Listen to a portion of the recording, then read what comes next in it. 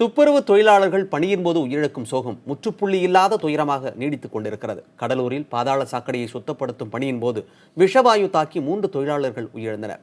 இந்த சம்பவம் தொடர்பாக சார் ஆட்சியர் விசாரணைக்கு உத்தரவிடப்பட்டுள்ளது.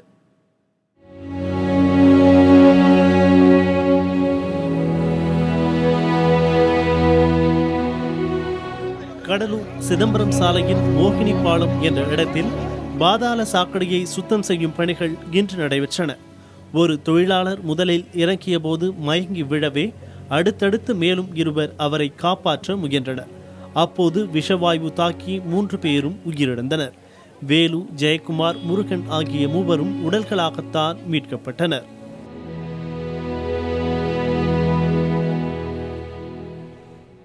எங்களுக்கு 5 நிமிஷம், ஒரு 4 நிமிஷம் தான் சார் ஆச்சு.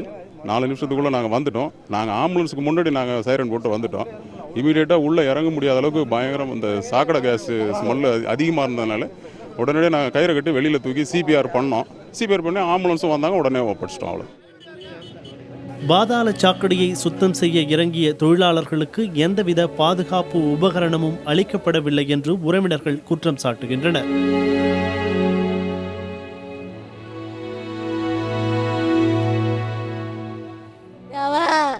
5 மணிக்கு வந்து நானும் வேலைக்கு போயிடுவேன். சாப்பாடு கூட வரல.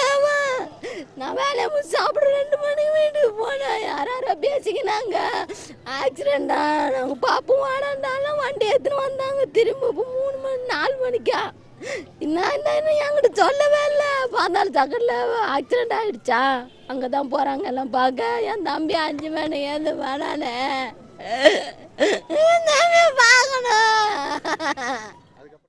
கான்ட்ராக்ட்காரர் எடுத்தும் சம்பாதிச்சு நல்லா இருக்கணும். அப்போ ஏழை மக்கள் செத்துட்டு போகணுமா? 3 உயிர் போயிது.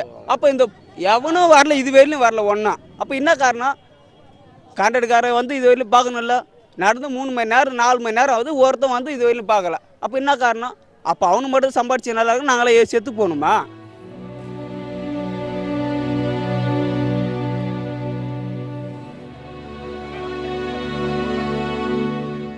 சம்பவம் தொடர்பாக கடலூர் போலீசார் விசாரணை மேற்கொண்டுள்ளனர். விஷவாயு தாக்கி உயிரிழந்த 3 தொழிலாளர்களின் உடல்கள் மீட்கப்பட்டு கடலூர் அரசு மருத்துவமனைக்கு உடற்கூறு ஆய்விற்காக கொண்டு செல்லப்பட்டன. விபத்து தொடர்பாக சார் ஆட்சியர் விசாரணைக்கும் உத்தரவிடப்பட்டுள்ளது. விசாரணைகள் எந்த உயிரையும் திருப்பி தரப்போவதில்லை.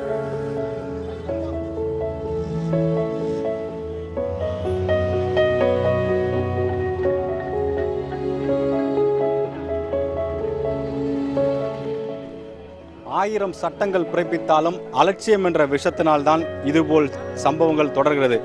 கடுமையான தண்டனைகளால் மட்டுமே இதுபோல் சம்பவங்கள் நடக்காமல் தடுக்க முடியும். புதிய தலைமுறைக்காக ஒளிப்பதிவர் பாலாவுடன் ஸ்ரீதர்.